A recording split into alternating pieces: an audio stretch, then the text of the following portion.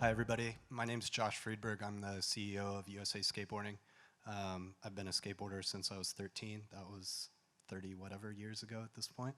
But where we're at tonight and why we're here tonight and why you're all here and why these people are on this panel is a unique point in history, in the history of skateboarding. We're exactly 14 months away from the opening of the Olympic Games in Tokyo. And for the first time, an audience of that magnitude is going to have a chance to witness skateboarding. 5 billion people is the estimated audience for Tokyo, which you can assume a great portion of those people have never seen skating, so they're going to watch this event on TV, which is going to be amazing, and they're going to go, oh, skateboarding's a competition. That's cool. It was really fun to watch. If that's all you take away from skateboarding in the Olympics, then you're really missing the big picture. And it's our goal and our mission at this point to have this conversation so that we can all talk about skateboarding in a way that people understand how important the culture of skateboarding is to the world. This isn't about sport only. It's not about art only. It's about what skateboarding is, and it's all those things. At its very core, skateboarding is fun and freedom of expression. Your skateboard is a tool that you use to explore the world and share your art. And that's something that people that don't skateboard don't necessarily understand. Oh, it's a toy, it makes noise, there's wax on this bench, now there's wax on my pants. All those things that the general public takes away from skateboarding help create these divides in what the perception of it is. So as we move towards Tokyo, 427 days from now, we all have a chance to start talking about skateboarding in a different way, whether you skate or not. And that part and those conversations and bridging those gaps between people that understand skateboarding, live skateboarding, and people that don't but are interested is the key, I think, to getting the cultural piece of what we're doing out into the world. And that is one of the most important things we believe we can do, because skateboarding, when you look at the social impact that it can create, the perseverance it instills in the participants, the qualities that you learn from skating without actually having to be taught anything. Once you see that in action, you realize why skateboarding is important to the world and what it can actually do in the future. And we want to use Tokyo as a platform, a springboard to help share this culture that has a huge beneficial impact on the world. So enough of that, but that's the big picture. This is something that's special to us, and we want you to understand why it's special. So we've empaneled this amazing group of people tonight to talk a little bit about some of these divides and what the opportunities are as we move towards Tokyo. I will start with Mr. Gary Ream. He is the chairman of the World Skateboarding Commission from World Skate and also the chairman of USA Skateboarding. Oscar Loretto, he's an adaptive skateboarder. He's on the board of directors for USA Skateboarding. We've got Ian Borden, and I'm going to get your entire title right. Oh, this isn't the whole one. Anyway, it's not the whole one. He's a skateboarder, most importantly, but on his side job, he's a professor of architecture and urban studies, urban culture at UCL. That was close. Mark Hamley, he's the executive director of park operations and venues for the London Legacy Development Corporation, and Pierre Frater-Barty, who is the head of strategy and development for Olympic Games Department at the International Olympic Committee. We are honored to have all you guys up here tonight. Thank you very much for being here.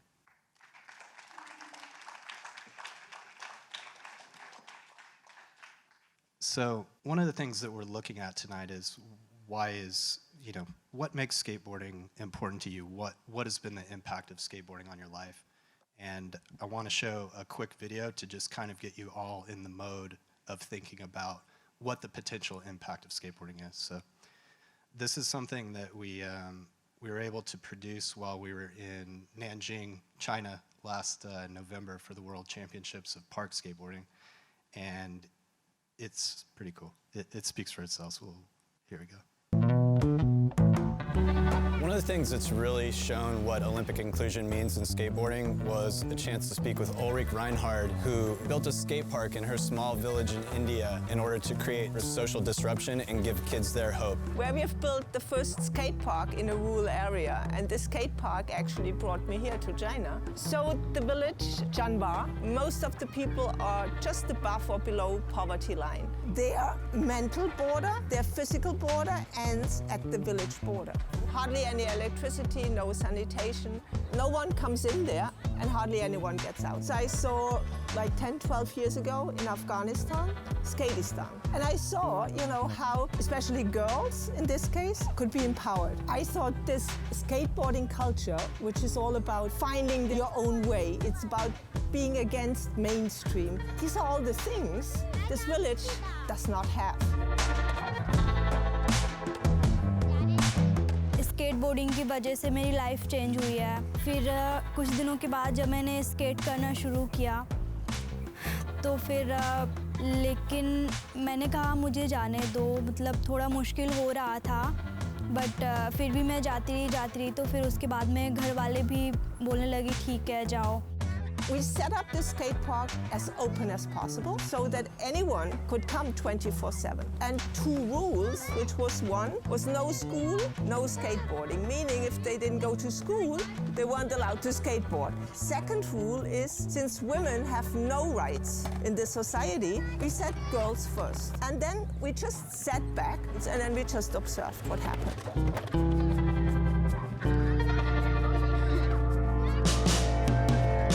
जाके mummy ने कहा कि ठीक है चली जाओ, कि अरे अपनी बेटी को मत भेजो, ऐसे वैसे करके बड़ी हो गई है, शादी कर दो और ये लड़कों के साथ में स्केट करती है। तो मम्मी पापा बोल रहे थे कि गांव वाले ऐसे ऐसे बोल रहे हैं तुम्हारी शादी करनी है। तो मैंने कहा अभी थोड़ा मुश्किल था उन्हें। We broke down the caste barrier, where there used to be a strict wall. It's fallen apart. School attendance went up, violence went exceedingly down. The kids are much more open.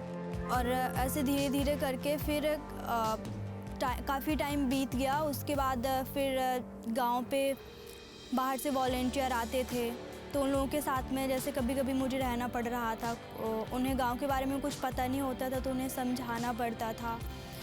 तो गांव वाले ये देख के मतलब फिर से mummy papa को बोलने लगे कि तुम्हारी लड़की पता नहीं बाहर से कौन आते हैं और लड़कों के साथ में रहती है, दिन भर घूमती फिरती है। तो उन्होंने घर पे बात की, फिर भी वो नहीं मान रहे थे, बोल रहे थे नहीं करनी है।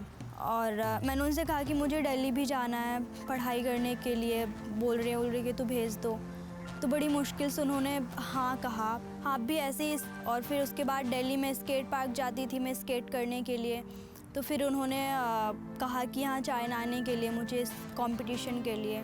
पापा भी अभी जब एक बार पहले दिल्ली से वापस गई थी घर, तो पापा भी बोल रहे थे ठीक है अभी नहीं करेंगे शादी जब तक तू नहीं बोलेगी। तो somehow this village with the skate park gave them some kind of identity. Now they have something to talk about, what they are proud of. Skateboarding has this power to channel rebellion. If you want to drive change, you need to disrupt something. You need to create movement. If there is a sport, it's skateboarding. तो ये धीरे धीरे करके मेरा China का हो गया और स्केटबोर्डिंग की वजह से आज मैं चाइना में हूँ। स्केटबोर्डिंग की वजह से ही मैं अब तक मेरे घर वालों ने अब तक शादी नहीं की, मैंने अब तक शादी नहीं करवाई है। और मैं अब भी जो भी हूँ, जहाँ पे भी हूँ, जैसी भी हूँ, सब स्केटबोर्डिंग की वजह से ही हूँ। I cried when I read that transcript. It was insanely powerful to see what's actually happening because of skateboarding in another country. This is, we tend to look at it through the US or through Great Britain, and you have a different perspective on what's going on in the world. When you realize that that girl is saved from being married off in her village because she has an opportunity to skate, I think it clearly communicates some of the opportunities that we have to use this amazing art form and tool to make the world a better place. So along those lines, we want to hear from you guys. I think that, where's Minky? What are you doing? Yeah.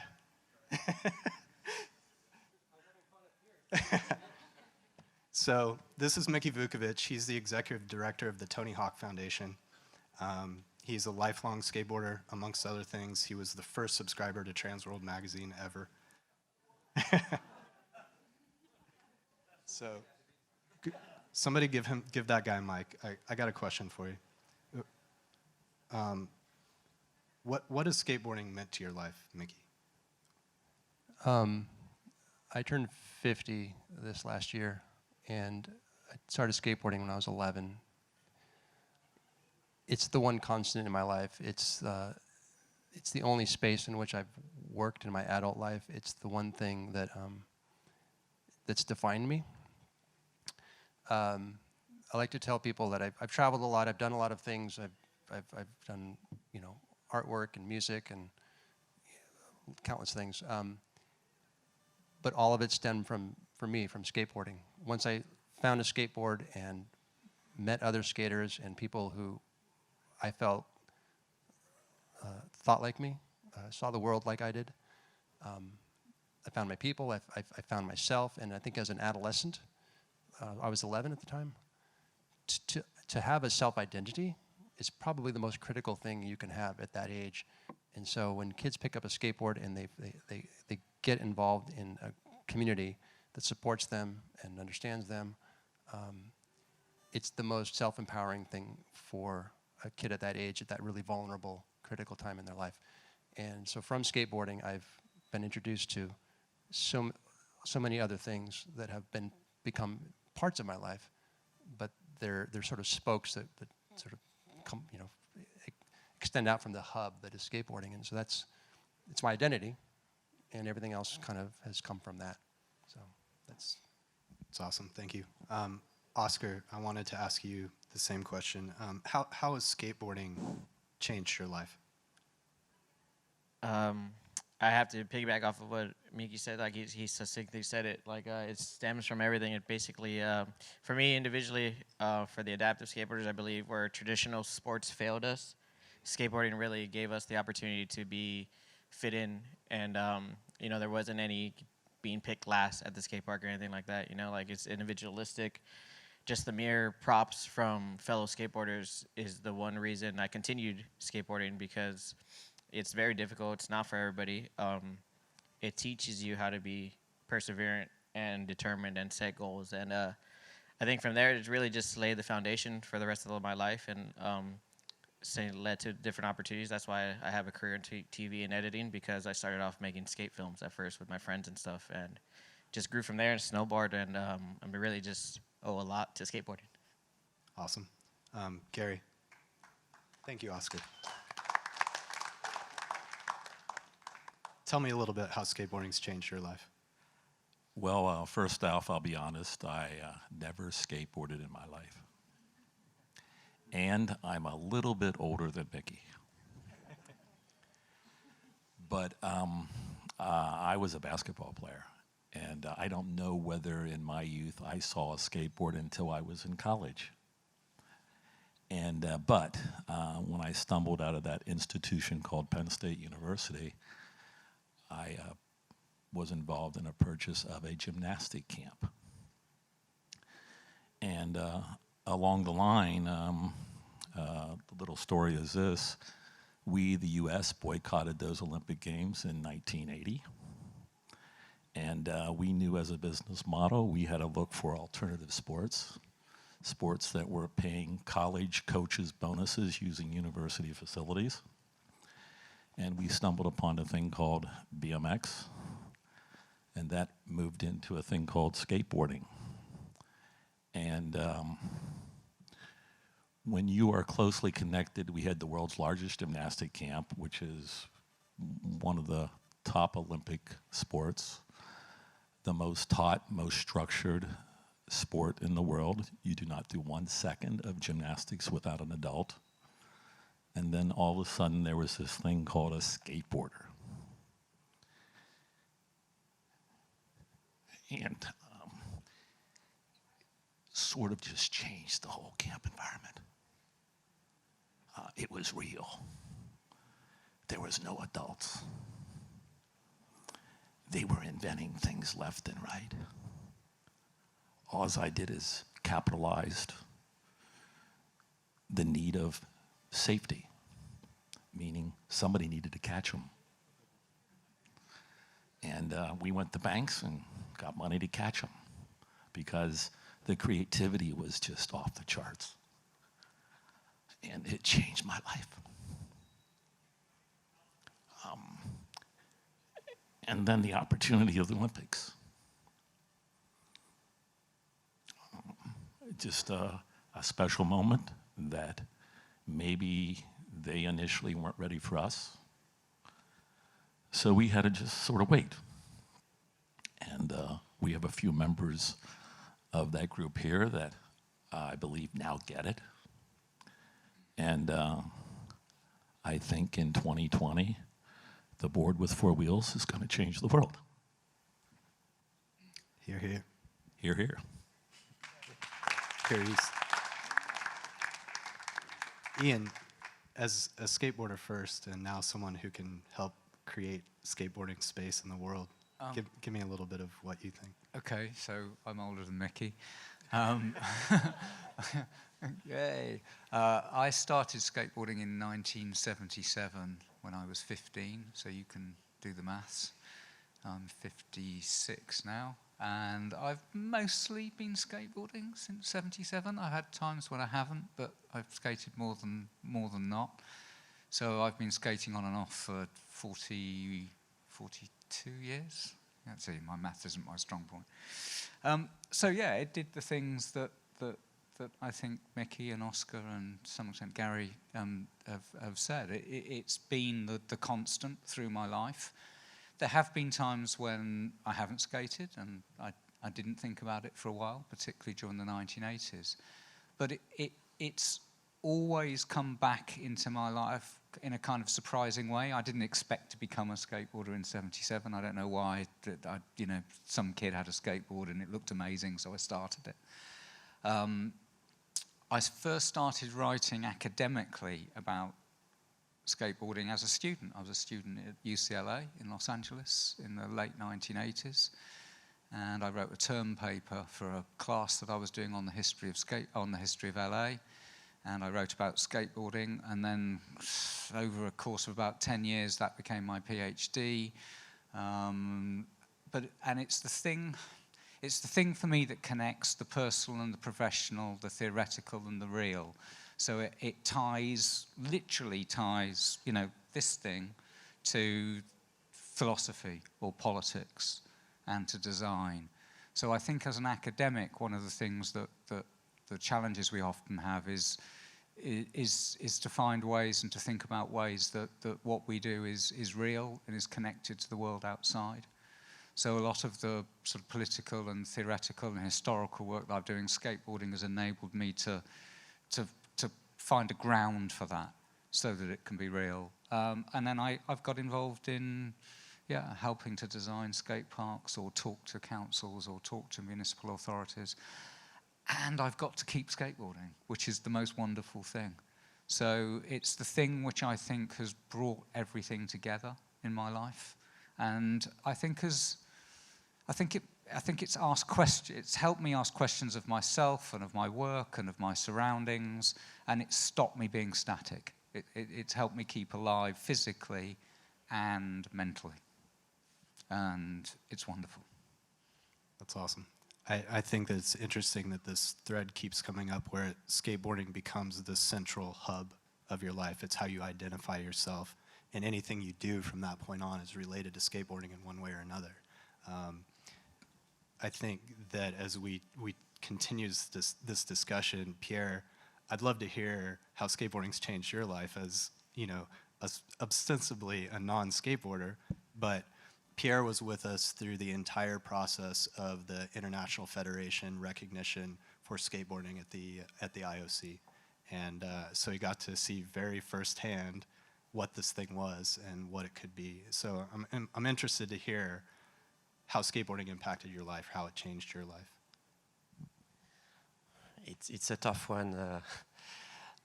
In my previous job, I was head of summer sports at the IOC, and I was managing a portfolio of 42 disciplines. meaning that my professional life consisted of traveling to many of the world championships and getting to meet the athletes, the people, the industry, and those making these sports. And at one point we said, well, you know, the vision of the sports program, it has to change. We want to make it more urban, we want to make it more useful, and we want to make it more balanced in terms of gender representation. So we looked beyond this portfolio of 42 disciplines, and we went to new kinds of sports and events which we were not familiar with. So that was something very new to us, and this is when I started to get to know you, Josh, Gary, and what you call the family. And your passion was just contagious. And when we say skateboarding is different, you could feel it right from the beginning, because the skateboarders and the community is different. You know, you talked about changing the world. You talked about making the world a better place. We saw that video. This is truly unique. Truly unique. And we believed in your sport. We believed in you as individuals. And this is why we decided to embark on that journey. And that journey is collective, because we are aware that we are the IOC, the Olympic Games, entering into a new area, a new territory, and we are really humble in that journey, because it goes beyond respecting your culture. It's about celebrating your culture, and to do that, the best way is to do it with those people making what the sport became. So your question was about, you know, what is skateboarding for you and how did it change you? I have the conviction that it's going to change us next year in Tokyo, and that no one is expecting it. You are expecting it because you know the sport, but the general public, you mentioned the 5 billion people, we will really, really take them by surprise, and we want to make something very, very big and something very special. So very happy to be here. When you invited us a few months ago, there was no question. We said, yes, we're coming. We're coming to observe, we're coming to learn, to discuss, to share, to exchange, and to really look forward in the next 14 months to work together and to deliver something which is truly unique. Thank you.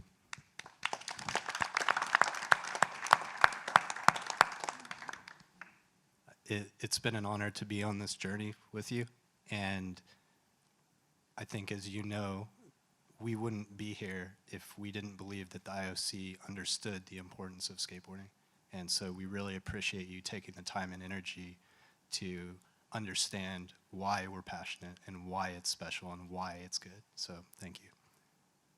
I want to talk to Mark, because I think this is actually an interesting segue into someone who's not necessarily involved with skateboarding a lot. And in the conversations we had before, your experience with skateboarding is minimal. What you do have experience with is parks and constructing places for people to enjoy in the built environment, and continuing to develop this Olympic legacy park in London, which I've seen Rio, so I can see the contrast in what's possible, and you guys are doing an amazing job. I want to understand, and I think you're probably getting a lot of this tonight, in terms of understanding why skateboarding is so important to a community and a culture and a place. Has skateboarding changed your life yet, or is it changing it as you think about planning the future of integrating something that's going to be an Olympic sport now, something that people in London love? Thank you. It's a pleasure to be here. I did think I might have been in the wrong meeting, though, because I confess that skateboarding hasn't changed my life so far. I think I stood on a skateboard in 1974, fell off, and never got back on again.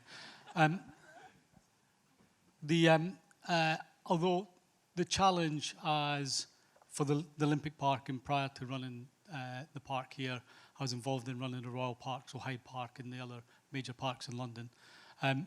is about balancing different types of uses. I think the way that, to use something similar to skateboarding, but actually people might think it's not similar, but inline skating, and the way that in Hyde Park, for example, they've taken over the Serpentine Road, actually made it their own. It's not officially there for inline skaters, but they've made it their space and made a success of that. And I think in the Olympic Park, Queen Elizabeth Olympic Park here, we have done little bits round actually putting temporary measures in place, and in a way, with lots of different uses. I think of things like e-scooters, where we've piloted them on the park and so on. I think we've dipped our toes in the water. I don't think we've got fully into the water, and I don't think we've gone through some sort of baptism or Damascene conversion to skateboarding yet. As we've understood and learned during this INNOSKATE planning process, we've been over here a couple times before this, and we've really seen how the community of skateboarders here is working with the LLDC, and these conversations are ongoing. And I think that that's very encouraging for what's possible in the future, because without those conversations, without these conversations, there's no movement. Without any movement, there's no change. So we're excited that things are headed in that direction. So let me build off of that a little bit. And in my opening remarks, I spoke about this notion that skaters are able to see the world in a different way. At a conversation early on as I became involved in this project with Ryan Clements, who's here tonight, and we talked about terrain. We talked about the places skaters skate. And Ryan once said, hey, I looked at a pile of dirt once and I tried to figure out how to skate it. And that struck me because it was really, one, similar to inventors and always looking at things differently, but in relation to this notion of, I'd like you all to sort of think about and express why this notion of terrain, why the notion of where skaters skate is important. It's such a core part of the culture and outlook, and why the sense of, and how that challenges and pushes conceptions of the use of public spaces, can then push the use and decisions about public policy, including the use of parks and park spaces. How does that play into your thinking about skating? I'd like just some thoughts about the importance of terrain and the use of public space for skating.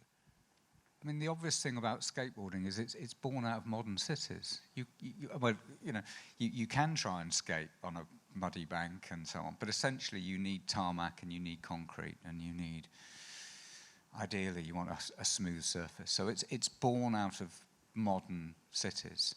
So why is terrain important? Because it's the terrain that's around us. So it seems to me that skateboarding is, on one level, it is a product of 20th, 21st century urbanism. But it's incredibly also banal and everyday. Kind of everywhere has, we could skate that surface, you could skate that surface, you could skate that surface, you could skate everywhere. So on one level, it's a very, very normal thing. So, and it can sort of be done anywhere, or anywhere that there's flat, hard surface. But then immediately you get beyond that is we've heard from the introductions that the skateboard's incredibly bit of simple technology, or relatively simple bit of technology, and then you immediately change the terrain that's underneath you. So the moment you skate, it stops being just a flat surface or just a paving stone or just a bank. It becomes something else through the simple act of skateboarding.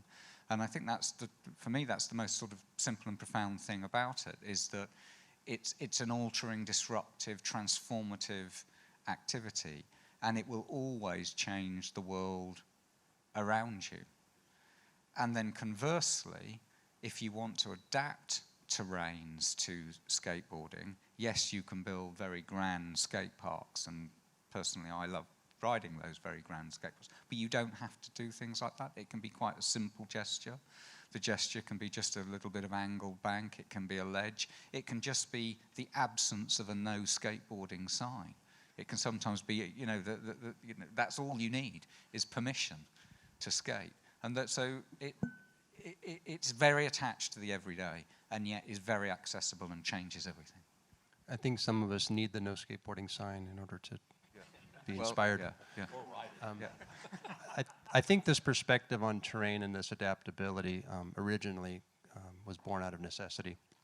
I think in the 70s, you know, with the first wave of skate parks, the media, you know, jumped into that form, and really all you saw in the magazines, which is basically what you got at the time before videos, was skate parks.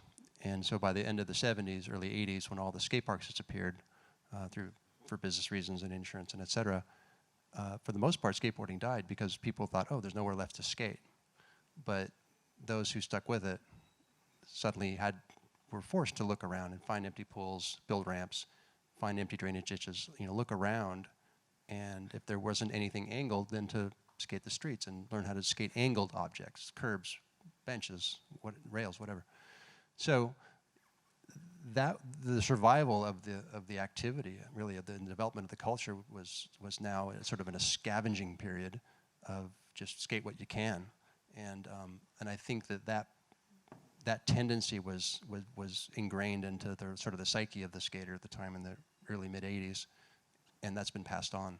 And certainly, as street skating emerged through the '90s, it was, you know, skate your city, and as so much had been done, it was like, what else can you do? What else can you show the rest of the world that you can do that no one's done? So finding new things to skate, new things to do on those objects, in those spots, you know, it's sort of emerged as a part of the creative expression that was born originally, I think, out of necessity. I think one of the things we always we've talked about in previous INNOSKATE panels has been how important the role of terrain is in progression, because as a skater, you see the world in a totally different way. This doesn't sound like much on its surface, but if you take any of the skaters in this room and walk them outside to the street, and they'll go, that road's a little rough there, that crack looks, oh, that bench looks amazing. You literally look at the world with a totally different filter. And that's related, I think, a lot to the invention innovation side of things that we've talked about with Jeff and the Lemelson Center, is that part of being an inventive and innovative is seeing the world differently. So that's inherent in skate culture. That's one of the reasons that it can do the things it does. In terms of designing or building places for skateboarders, is let them do it themselves. I think probably the worst thing that could happen in the park would be for me to design a skateboard park. It would almost certainly be 100% wrong. There is one feature in the park, actually, which was built with a thought towards skateboarders. I won't tell you what it is, because you'll all be out trying it, but nobody has tried it in the 5 years that piece has been in the park, and even Gavin, who travels the park daily, probably couldn't tell me what it is. I'll tell you later. But undoubtedly, actually, the eye of the skateboarder and their understanding of the terrain is not going to fit with people like myself who don't skateboard and what we'd impose. And it's a truism not only for skateboarding, but actually we find it with cyclists. We design things which we think are going to work for cyclists, and inevitably they come back and say, great, but if you'd just done that, that'd have been better. So I think the lesson I would take from it is, and we are looking at how we put some more skateboarding features as part of the development, just the other side of the copper box, is actually the more that we put people like me out the way and put skateboarders in the picture, the better result we get.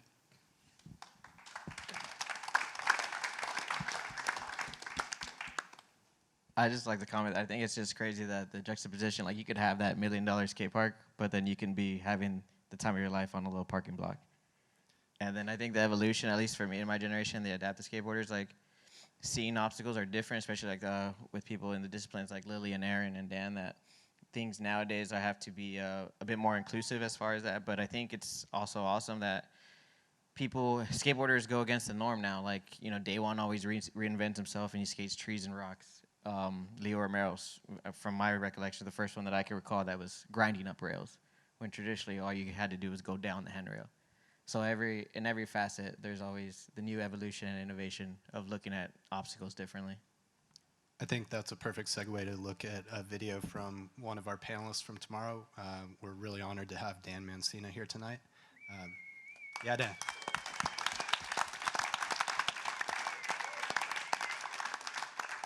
So this video says everything you need to know about Dan. I'm still kind of pushing it myself and seeing what the limit is, you know. We're gonna find out today though, for sure. When I was in my mid-20s is when my vision started getting really, really bad. I lost like all the sight in my left eye, and then the same thing started happening in my right eye. It's a hereditary disease called RP, so it slowly deteriorates your vision throughout your life. And I found it when I was 13. It didn't affect me, like I stopped driving at night when I was in my 20s, up to now where I lost like 95% of my vision. So I have like a little blurry patch in like my right peripheral. So skating's just, God, I don't even know, like I don't really think about it. I just try to do it. It's like the only time I don't really think about my blindness is when I'm actually cruising around and skating. Like people treat me way different since I lost my sight, you know? Just like how they approach me and talk to me and like try to do everything for me and stuff. And then, you know, when they see me skate and stuff, they're like, oh, like, all right, he's just still a normal dude. First time in the van, you guys want me to drive or what? Yeah. Dude. When you see it firsthand and meet him, see how he works, it's pretty inspiring and pretty wild, you know? I think I learned about Dan skating is that it's kind of a process, you know, it takes time for him to kind of figure out where he is, which angles to take, where to start. Riding up to something 100 times and then figuring out like, all right, I can use this crack to start me out, and then this garbage can over here, like, all right, I just follow that, and just to get me to like the object, you know? It's like I can't tell like depth or like height of anything, but I can see that there's something there, and then with the cane, like, then I really know, like I'll tap it with that, like, all right, like, it's fucking time to pop or whatever.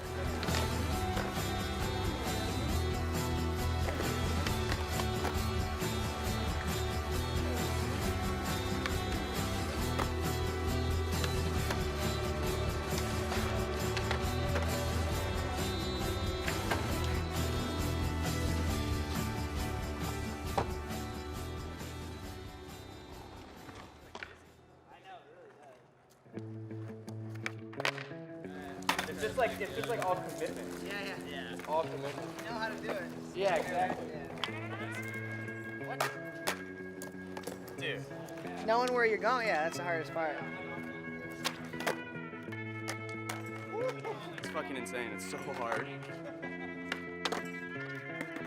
They're pretty good, dude. They're killing it, yeah.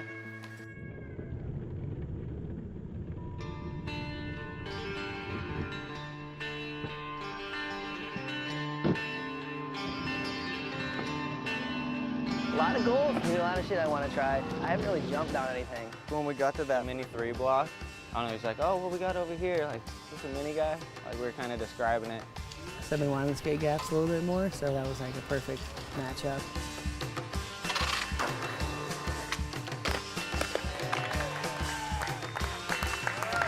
The popping isn't hard, it's like knowing when I'm gonna fucking hit the ground, you know?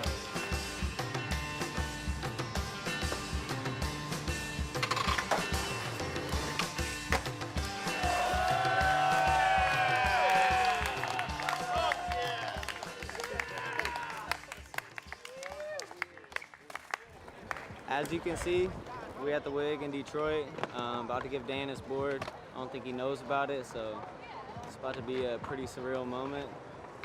I mean, I don't know many blind skaters that can do it like him or in general, so it's like, it's pretty wild. It's gonna be a fucking dope moment. Everybody, thank you for coming. It's Dan Mancina's birthday today, so we'd like everybody to help us wish him a happy birthday. And we got something special for you.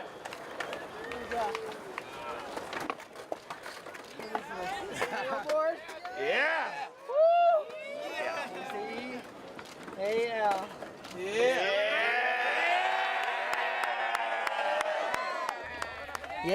Yeah, that was like, insane to have anything, with my name on it that's real is a dream come true. It just gets me super stoked to skate and keep taking it to the next level.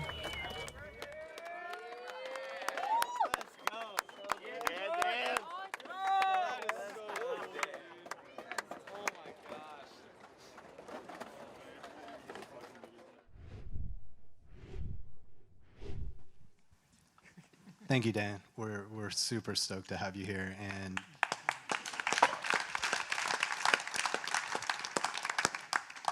And what Dan is using the profits from his board for is work on designing accessible skate parks for blind and other ability athletes in skateboarding, which is really, really cool. So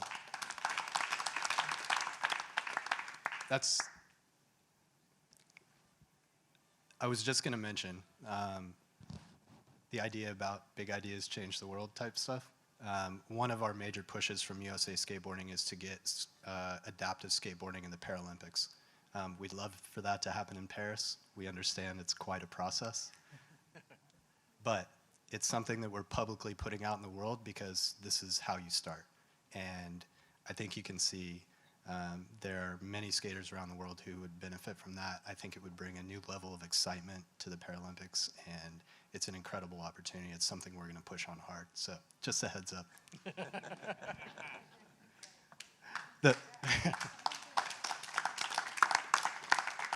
And I was addressing that specifically to our guests from Paris 2024 who are in the audience tonight, but you got to take these opportunities when you have them. We appreciate you coming out to put you on the spot like that.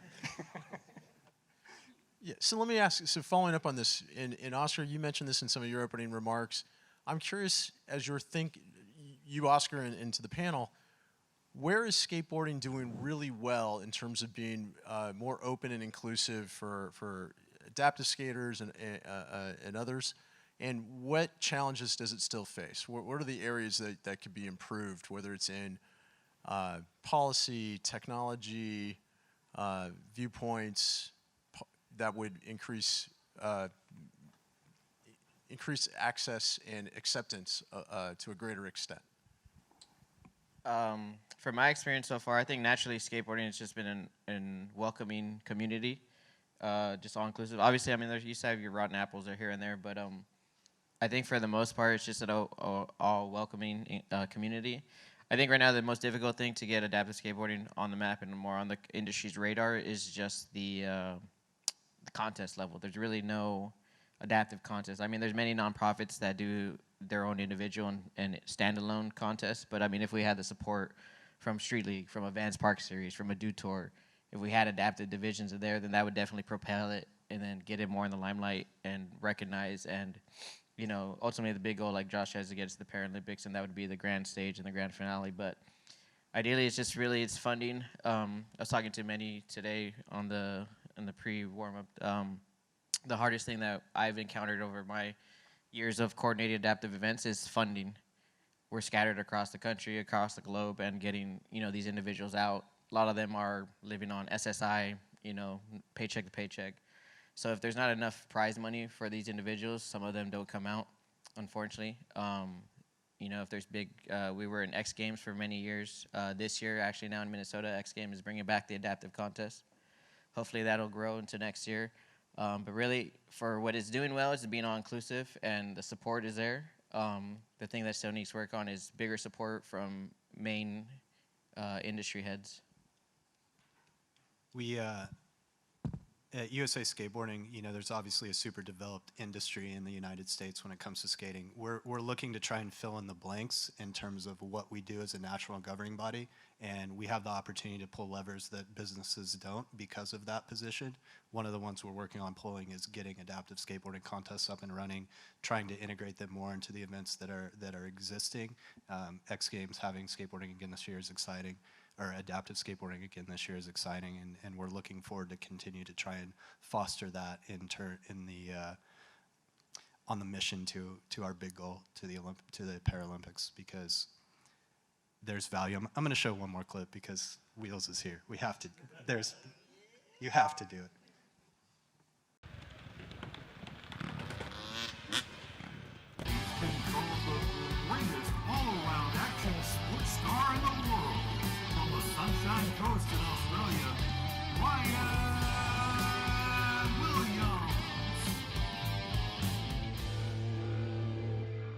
What's up, my amazing YouTube family? Welcome back to my channel. Right now we are in Christchurch for the last stop of the Nitro Circus New Zealand Tour 2019.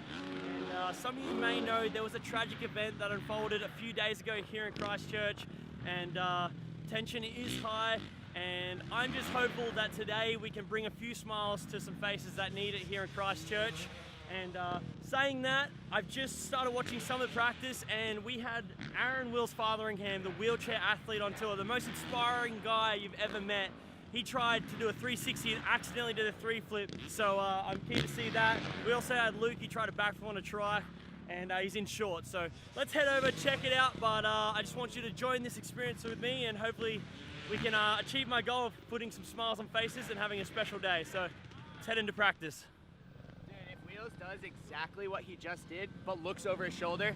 3 flip happening right here. You excited for the show tonight? Dude, so excited. We had such an epic tour. We're finishing off in Christchurch, and everyone's going to get rowdy tonight. Yeah, bud, get it. It's the youngest kid I've seen jump the ramp. Whoa! No way! Oh, backing him up. Get it. What? What? That was sick. Perfect. The more you do it, the better you'll get. It's just timing. You feel alright though? You look good. Kid, signed in. how old is that kid? They're multiplying. I think they're still single digits. No way. Are they 9 or 10? 10. Oh, 10. they just made the doubles. First year in the double digits and they're riding the Nitro ramp. That's so pretty nuts. impressive. So nuts. Those kids are 10, they're twins, and they both just jumped the ramp like perfect. Straight jump too, that's actually super hard to do. This is already wild. All right, now we got Luke, he's gonna do backflip on a trike.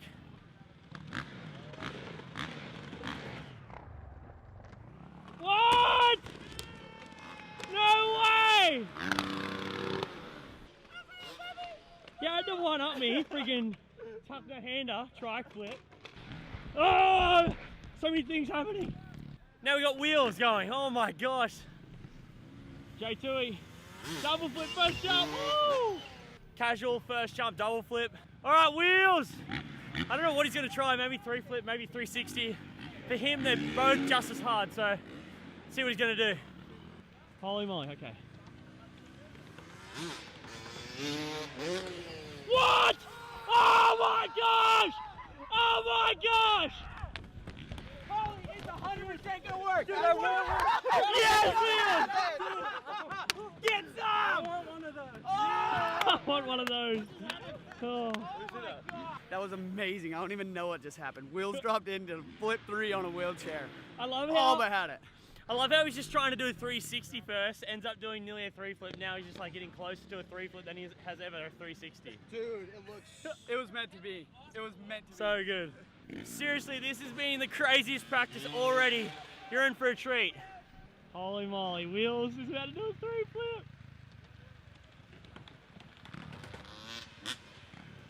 Whoa! Oh my gosh!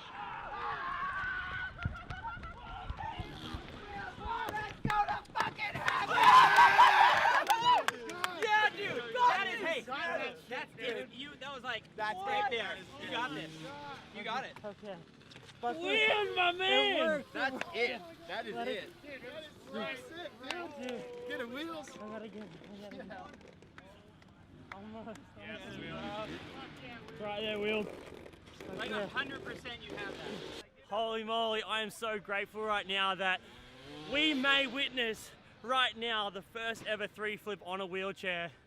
Aaron Wills Fotheringham is just such an inspiration to so many people, including myself, and he is so close right now. That was second try and he nearly rolled away.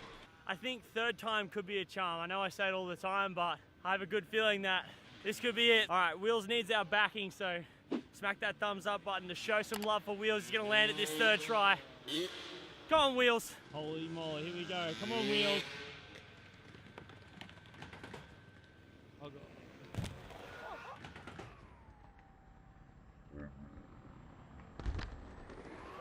Oh my gosh! Oh shit! Yes! Yes, Wheels!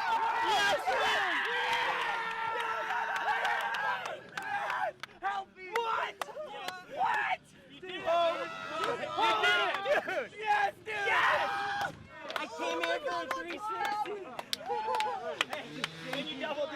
on, dude.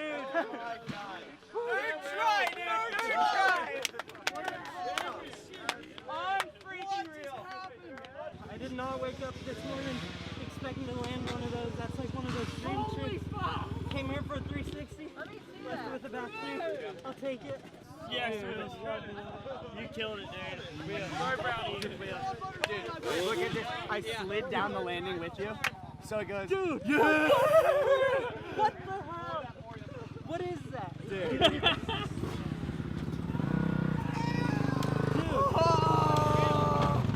mysterious. Came in for a 360, left with a 3-foot. Dude, what a good day, and that's just practice. Third time's a charm. Dude. What is going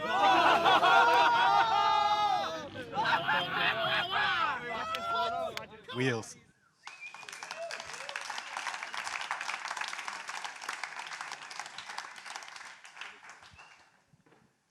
In case you're wondering, Wheels is sitting down here in the front row. He's going to be on our adaptive skateboarding and wheelchair MX panel tomorrow. So one more round of applause.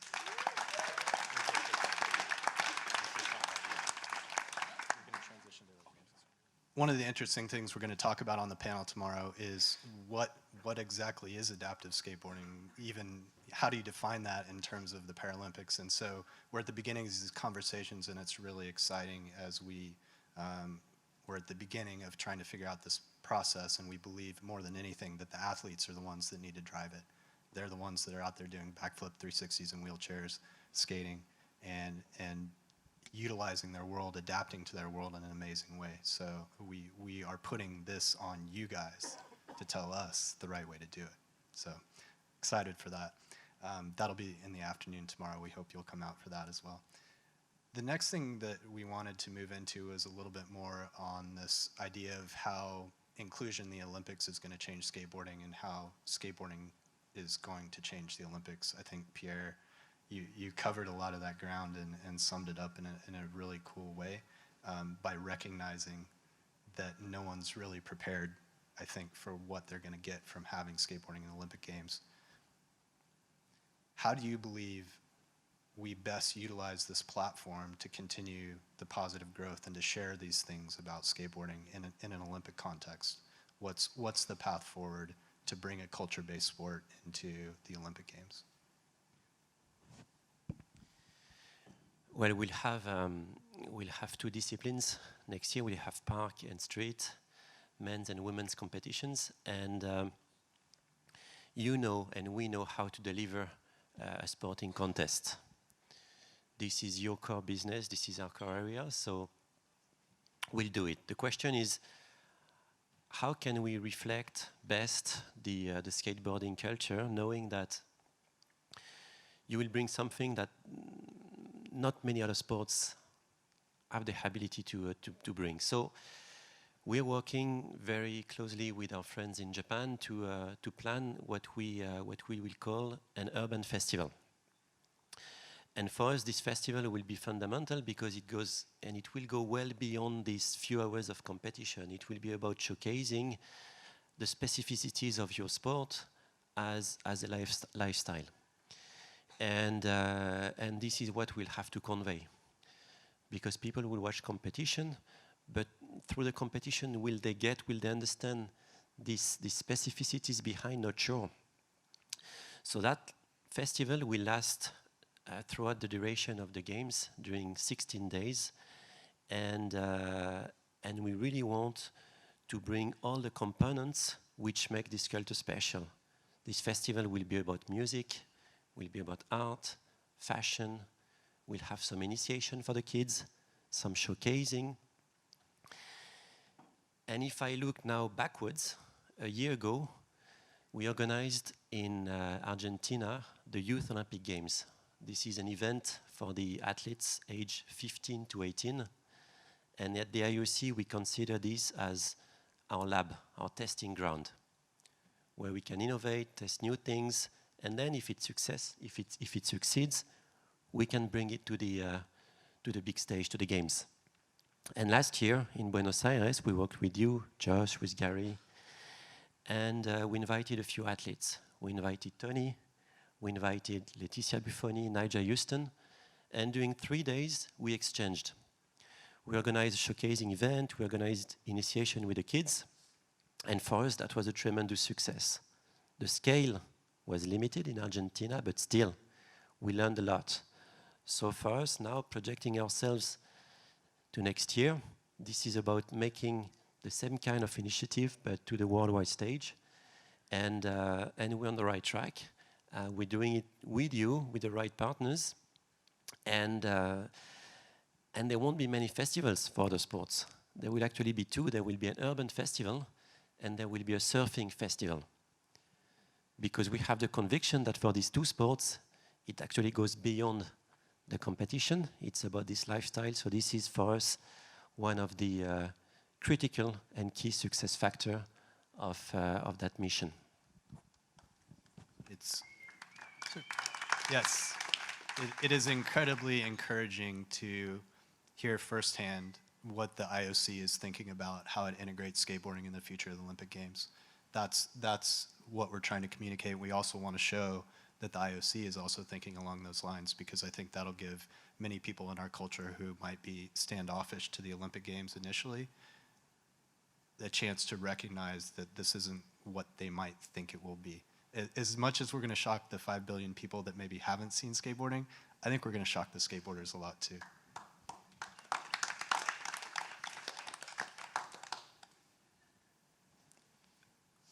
What do you believe the risks of Olympic inclusion are for a sport? Are there risks? How does that have an impact? Because we are going to be very much before the Olympics and after the Olympics with skateboarding. Very few. I think the Olympics, as big and as gargantuan as the opportunity is, I think it still represents just a facet of skateboarding, a new facet. It directly affects a handful of athletes from each country, once every 4 years. There are a lot of people who maybe don't care to watch it or to participate. They don't have to. The rest of the skateboarding world will remain unaffected for the most part. But certainly the extra exposure will only benefit. It'll create more awareness, potentially open up more opportunity, some funding, more interest in providing opportunities for kids to skate, which is great for those of us who are interested in seeing more skate parks and in seeing that opportunity increase. But for those who aren't interested, I don't think there's any downside. So there's really just a net positive for those who care about certain aspects of skateboarding, and for those who don't, they get to do what they have been doing and will keep on doing. And those other facets of skateboarding really won't be I think, jeopardized at all. That's been my take on it. I get approached a lot about, what's going to happen with the Olympics and skateboarding? I said, nothing. Like, nothing anyone else does on a skateboard affects what I do on my skateboard. It's so personal, individual. It's your own art. There is no long-term impact. The people that complain about the Olympics are the people that complain about the X Games and about Street League and about Vance Park Series and on and on. There is always a group of people that aren't interested in competition, and that's actually, that diversity in skateboarding is one of the things that makes it great. It is what it is to you. The other thing that we talk about a lot is that the rewards of skateboarding aren't limited by your ability. It's pretty unique in a sport, or what could be considered a sport that way, because if you're rolling down the street on a skateboard, enjoying that freedom, having fun, it's the same reward as someone gets doing a crooked grind down a handrail, or the best skater gets in the world winning a contest. And we always like to emphasize that that's one of the things that makes this special. So I'm glad to hear that you think along those lines as well. The Rumble at Ramona 2020 will not be canceled because of the Olympics. I think Copenhagen Open's going to be all right. Yeah. So for extra credit, Google Rumble at Ramona. It'll be a little different than the inspirational stuff we might have seen tonight. I think I agree with Mickey. I think I look forward that that skateboarding will be a common thing across the country or across the globe. That people aside from Niger and they'll become household names. And lot more like after-school programs in the inner cities, and I'm already kind of seeing that out in Los Angeles. My biggest fear, though, is that we'll get an influx and a big support within the adaptive side, but then my biggest fear or concern is that it'll just drop off rapidly and then just make its momentum again until 2024. I hope I'm wrong. I hope that, you know, it gets propelled up and it stays in a constant level, but that's my fear for the adaptive regards. Just along those lines in terms of, so skateboarding is in Tokyo based on something the IOC created called Agenda 2020, and it was an opportunity to include new sports in the Olympic Games. The 5 sports that are going in, it's for Tokyo, it's not specific beyond that. We were very excited earlier this year when Paris announced that they wanted skateboarding in Paris in 2024 as well. Yes. It sounds like a small thing, but it's huge because the 2028 Olympics are in Los Angeles. I would be willing to bet everything I have that skateboarding will be part of the program in LA in 2028. So we now have this opportunity, this 10-year window, to plan for telling the story of skateboarding and sharing it with the world that we didn't have up until just the beginning of this year. So that's something really exciting. To your point, like growing and dropping off, I think that we're building towards something huge. LA is going to be a watershed moment for the Olympic Games. It's going to be a watershed moment for skateboarding, and I'm really excited. Josh, just your thing about what might be worries. I mean, I think the Olympics will be hugely positive for skateboarding, and I think one of the things that hasn't been mentioned, obviously, is the representation of women's competitions, which obviously is an incredibly important part about skateboarding in the Olympics. For the we'll have women's and men's competitions as of equal and equal building, so that's fantastic. I think it give enormous impetus for the building of skate park facilities and so on. If I have any worry at all, it's that the people that don't understand skateboarding will perceive it as something that takes place in skate parks or skate park-like environments. And that's where I think this festival of skateboarding is incredibly important, because otherwise I think people, when they're thinking about how do they accommodate and welcome skateboarding in their own cities, will tend to think of it as something which is in a purpose-built facility. Whereas actually go back to that question about terrain, it's also in skate dots, on sidewalks, in mixed-use, inclusive public spaces. So I think it's beholden on us and lots of other people and everyone else's voices in skateboarding to keep reiterating the fact that it doesn't only take place in terrains designed for skateboarding, it takes place in others. And I think that's just a message we have to just Absolutely. continue to pump out. I love that point, because I do think that some of the biggest beneficiaries in the skateboarding world from Olympic inclusion are going to be women. It's incredibly exciting. That's a gender equal sport going into Tokyo. The female skateboarders that we have are already seeing opportunities that they never had in their careers right now. Those pieces are huge. It's talking about inclusivity of skateboarding as a whole in the world, not just in the Olympic Games. And these things are moving through skateboard culture right now in a real way, and if we can use the Olympic platform to continue to push that out, then we'll get where we need to be, because like it or not, skateboarding is becoming normal. When I started skateboarding in 1985 in Topeka, Kansas, it was abnormal. There were 5 people in my high school of 3,000 that skated, so we caught a fair amount-ish. But that also was one of the things that's important. I wouldn't trade that for anything, because it made me who I am, just like any of these people up here skating. Some of those hardships you face, whether it's falling on the ground or getting beat up for being a skateboarder, which doesn't happen anymore too much, is that's what makes you who you are. So we're headed down this path where I think that we'll continue to have these conversations. We'll continue to have these opportunities to talk, because 14 months from today, all they're going to be talking about in Tokyo is skateboarding's on NBC tomorrow at prime time. So Friday night is the opening ceremony of the Olympics. Saturday prime time is skateboarding. Sunday prime time is skateboarding. It is going to be an extremely big deal, and we're very excited. Okay. Could I say something? Could I say something which I'd be wary of? And I think back to 2012 and what happened in London and one of the sports which was pushed a lot was basketball. There was a lot of development pre the games around basketball. Britain didn't do very well at basketball. And as a result, the funding dried up, actually. And there's probably fewer people playing basketball now than it was before the Olympics. I really hope America doesn't do really well at the skateboarding. Actually, the best thing that could be happen is for a wide diversity of countries to do really well in skateboarding. Actually, Absolutely. not for it all to go back to LA.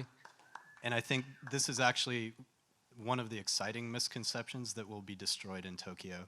People think of skateboarding as an American hobby, right? Like that's the general global look at skateboarding.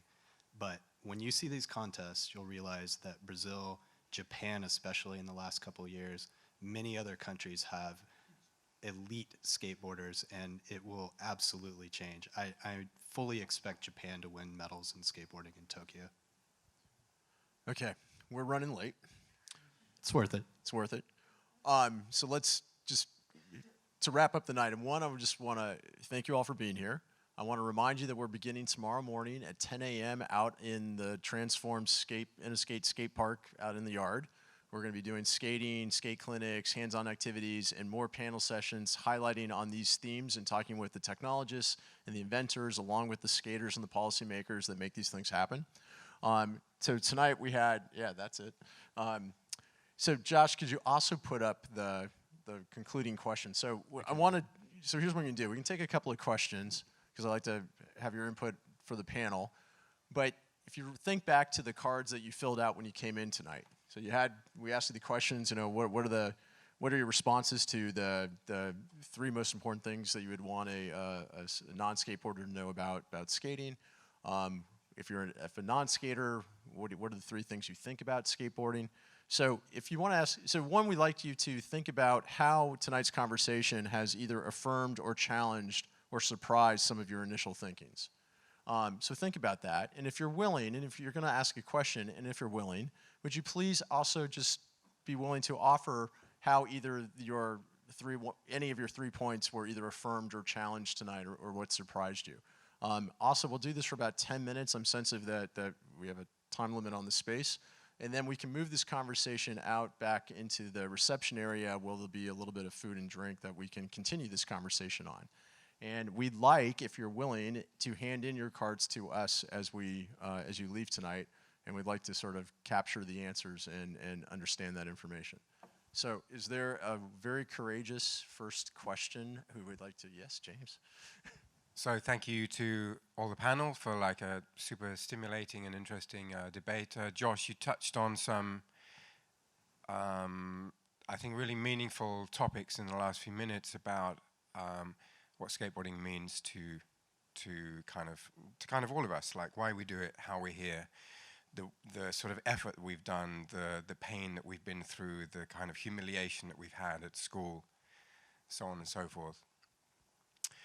I think I'd like to ask, like, what, I don't know, this is a kind of tricky one, you know. You're presented with a mic, you're like, you have a question, you forget the question, you sort of think about, wow, the beer is amazing. Okay, no, here we go. Like, I think skateboarding is at a transition between being an alternative subculture. I think it's late in the transition from being an alternative subculture to being a mainstream culture, okay? And I think we all know what that means for each of us.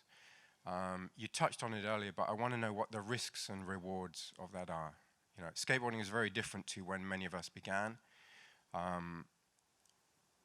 I don't know what that's going to mean in 2020. I don't necessarily believe that it's going to be a good thing that the panel has stated.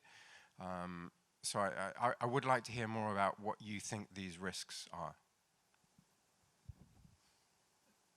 The risks for me and why we're doing this is that the culture of skateboarding, which is the most important piece, it's why the IOC wanted skateboarding in the Olympics, is not continued to be celebrated beyond the competition. That is the concern. It's the impetus for tonight. Because I think that the biggest thing that happens is if you lose that opportunity to make that first impression on this huge global audience, we've really lost a chance to make the world a better place. I really believe that skateboarding has the power to do that. But I do believe that having these conversations with these people, with all of you, we have a chance to make sure that the cultural piece is front and center as we get towards Tokyo. The rewards piece to me outweighs any of the risks by a million. And I'll explain that from what I've seen from traveling, doing Olympic skateboarding stuff for the last 4 years or so. We went to China in 2017. They had a Vert World Championship, the World Skate Vert World Championship in Nanjing in 2017. China fielded a team of boys and girls, young kids that had been skating for 5 months. They were picked literally out of a Kung Fu academy because they were strong and they were tough and you should make a good skateboarder. They do sport that way in China. They look for the attributes that are important in certain sports and they say, okay, you're gonna do this, and you train until you get there. It's shocking, right? As a skateboarder, that approach is shocking because you've never trained to get good at skateboarding. You skate with your friends, you progress, you meet people, you think about the world in a different way and you get better. This is totally different. And at first I was really put off. I was like, this doesn't make any sense. It doesn't compute.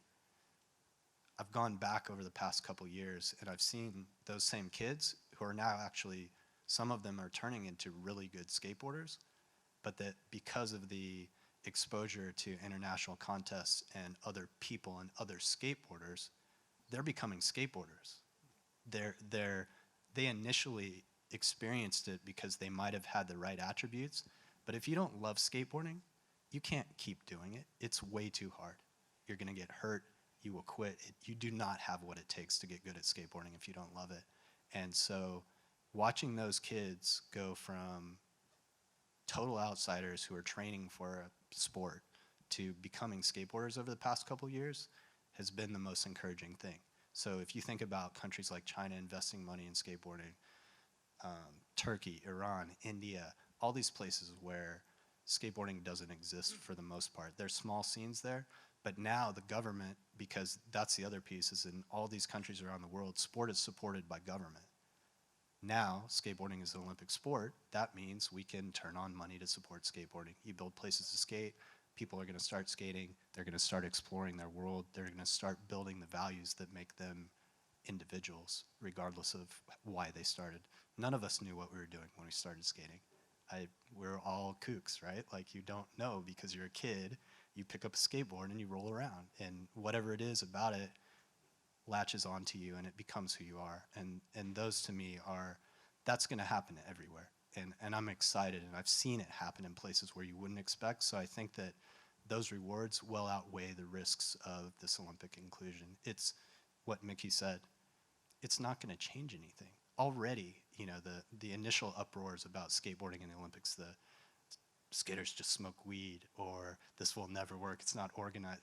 None of those things are an issue already. It's been a year since we started educating people about anti-doping. If you want to be a professional skateboarder now and you want to go to the Olympics, you can choose that route. If you don't want to, you can go skate in the street and have just as much fun. So I understand the instinct to feel like there's risk from this, but I believe the rewards well outweigh any perceived risk. Really briefly, I just wanted to add to that. Thank you. That's an awesome explanation. I think a lot of us who struggled as kids to be skaters because there was a cultural animosity toward it, we cherish it and we value it and we're protective of it. And we feel like there's that aspect of it that needs to be preserved. But I mean, I know, and I think most of us know, that skateboarding's been a huge positive force in our lives and in the lives of everybody I know who skateboards. And I want that to become normal. I want every kid to have that experience. I want skateboarding to become normal. You know, as the executive director of the Tony Hawk Foundation, we're trying to build skateboard parks all over the U.S. We want to get to the point where cities and city planners just in part of their master planning process, automatically write in a skate park as they do ball field and tennis court, et cetera. We want to be obsolete. We don't want to have to do this work. We want it to be part of the mainstream culture, because the more people that are exposed to it and have the experience that we did, not in being challenged for being a skateboarder, but in experiencing skateboarding, the more our society and our culture overall will benefit. So I think the normalization of skateboarding represents an evolution in our overall culture. Just the same way as the way rock and roll became mainstream. You know, it used to be countercultural. Look at what happened to Elvis. But when my mom told me when she was a kid, she snuck in underneath the tent to go see Elvis, and her parents, my grandparents, grounded her for weeks or whatever for that. But like, things evolve, and I think that if skateboarding becomes mainstream, it's to the benefit of the mainstream. It's not to the detriment of skateboarding. Well said. Okay. I kind of agree and disagree in the sense that I'm not sure. Skateboarding, as always decided that skateboarding in the 80s and 90s, 70s maybe, 60s maybe, was countercultural or subcultural. And I think we have that view of it because of the way that history has been told, and because of the way that certain magazines or certain videos have disseminated that. I think actually it was always much more complex than that. Skateboarding in the 60s had organised competitions with uniforms and commercial products and and things attached. It was already mainstream in the 60s. But I also don't think that. So I think skateboarding has always been more complex than perhaps we've always recognised. But also I don't think there's a mainstream. I think there's lots of mainstreams and lots of skateboard cultures. So I think the challenge for the Olympics is how to continue that journey into there being lots of different cores and different diverse kinds of skateboarding identity. So I think the danger is that the Olympics, and it sounds like trying not to do that, is not to promote one version of it, but to promote multiple versions of it. But I think that's the way skateboarding is going. I don't think it's moving from that subculture to that mainstream. I think it's moving from many different identities into yet more different identities, and that's the bit that I think is really important. And I think skateboarding can be a bit narrow sometimes in thinking about what it considers to be the core or the main kind of skateboarding. And I think it's really important to recognise that there are lots of different skateboardings. And actually, I look around the room, there are people who like longboarding, there are people who like transition, there are people who like street, there are people who like DIY, etc. Even in this room, there are lots of different skateboarding identities already. And that's what I think we need to celebrate. And some of them will be very mainstream, and some of them I think will continue to be, but different kinds of mainstream, and some will continue to be subcultural. In the same way there's still subcultural rock. It's just not Elvis Presley isn't subcultural anymore. But so maybe he is. Thank you. Just quickly in response, I think that the reason I asked the question is because I feel, rightly or wrongly, that this might be one of the very last chances we have to ask a question like this, to ask a question about the nature of this culture, to be able to protect it, to be able to do whatever it is that is required to protect that culture. Because I think that after Tokyo 2020, things will be different, and that things will be out of our control in a intriguing, fascinating, beautiful, horrifying way. I just want to, we have to wrap this up, so I wanted to seize on something that we're all saying right now. The diversity of skateboarding is what makes it incredible. Amongst all of us, we have our own opinion of what skateboarding is and why it's special to us. And as long as we carry that, there is no chance that anyone's taking that away from me. So, Olympic inclusion or not, it does not matter. We all carry our love for skateboarding through what we do, how we impact the culture, how you spend your time building, how Ian can write about skateboarding and share it in a different way so that people can understand it. Every one of us has that. Every skateboarder has that. And I think that in diversity and movement, you have change. And as we continue to change, we continue to grow, the world continues to become a better place. and skateboarding's at the heart of that.